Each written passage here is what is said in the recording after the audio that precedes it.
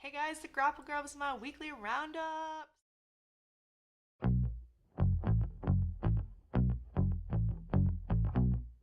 Coming at you Sunday morning, drinking some coffee, waking up.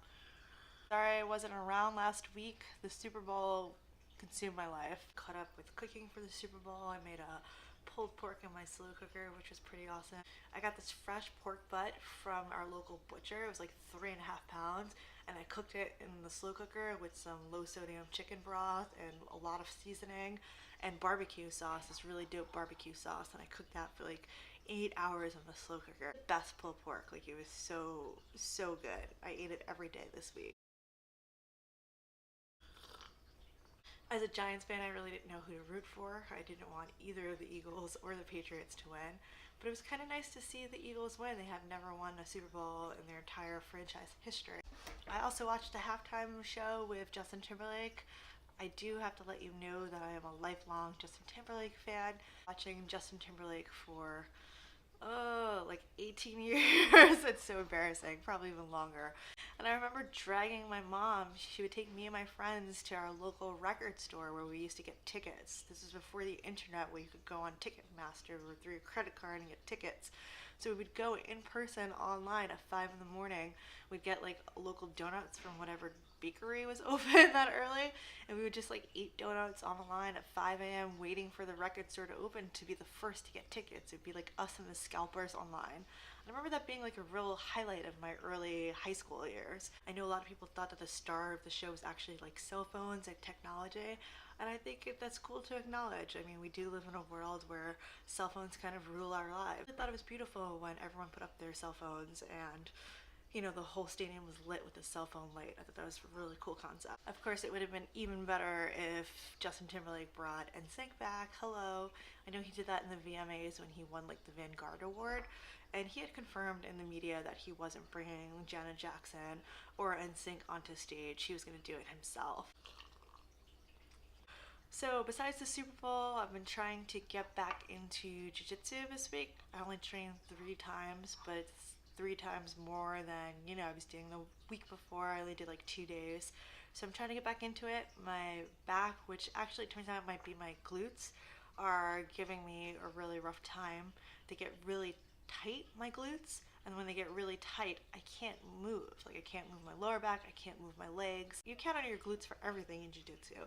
Whether you're passing, that power to pass, whether you're playing guard, that power to sweep or submit from the bottom to keep them at bay and not pass your guard. But I've been stretching, doing a lot of hip flexors, a lot of hip mobility exercises. On the weekends, I take a lot of Epsom salt bath. Using a tennis ball has been really helpful. It's also like my XL muscle, it's called, which is a little above your glute in your back. I've been trying to work that out too because that's really tight. So just trying to work on it. I trained 3 times this week. I'm going to try to train 4 times next week and just keep building and building. I want to get back into weightlifting. I haven't done anything that's like so not like me. I don't feel like myself because I'm just not working out the way I'm used to. Another exciting thing that I did, I actually signed up with a nutritional coach at Renaissance Periodization.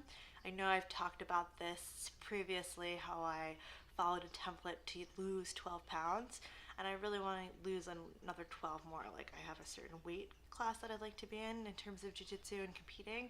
So I start this week. I was just assigned a coach, and my coach said that she would email me Monday or Tuesday with my new eating plan, and it's for the next 13 weeks. So it's gonna be a long and intense journey, but I'm really excited.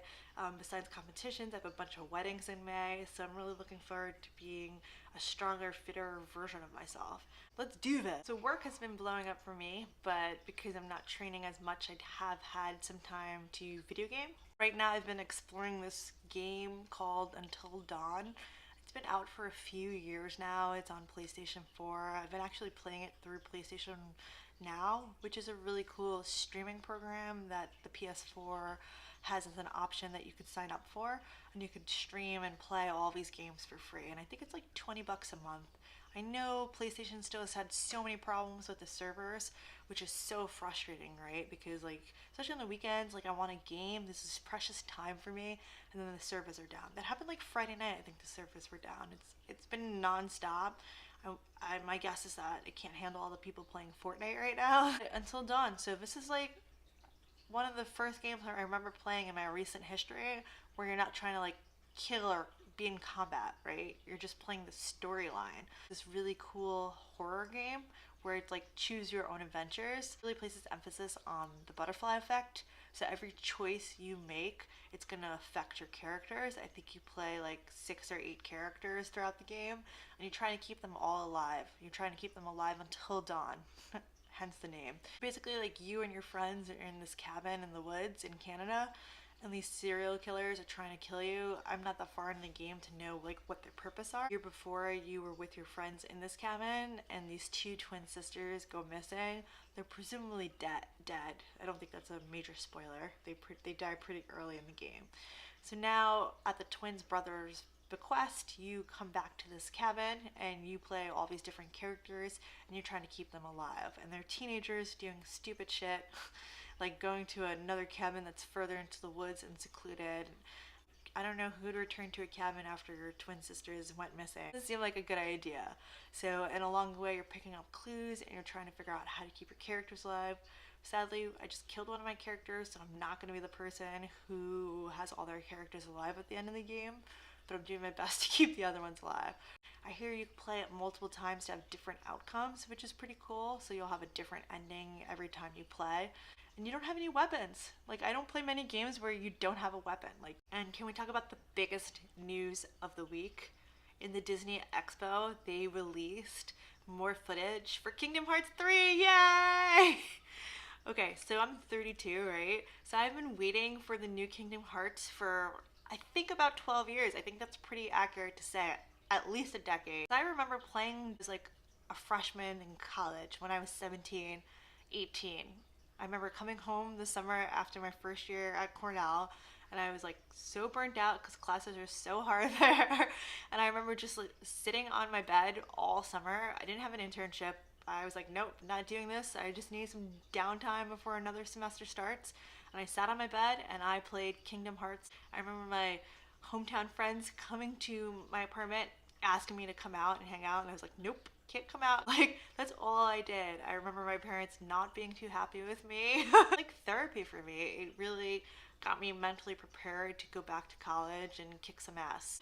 I've been waiting so long. I've been waiting so long for KH3. Like, I feel like it's just something dangling over me that I'll never be able to reach. Like, I feel like it's not real. Like, it'll never happen.